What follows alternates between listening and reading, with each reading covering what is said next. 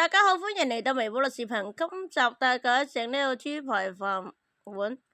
咁呢，首先就準備一啲呢麵包粉、豬肩肉、雞蛋啦、低筋麵粉、鹽啦、黑胡椒啦、油啦、部分嘅醬油啦、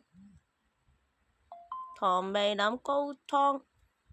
青葱、白飯、生菜、白菜咁咧，大家準備一啲豬肉拍打約1公分厚咧，然後用鹽同埋胡椒均衡調味，將低筋麵粉打散嘅雞蛋同埋麵包粉呢3道材料放入不同碗入邊準備，將調味過嘅豬肉喺低筋麵粉中蓋一層，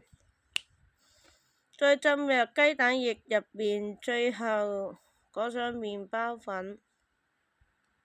確保每個部分都均勻覆蓋。喺鍋入邊加熱適量嘅油，油熱後將裹好嘅豬排放入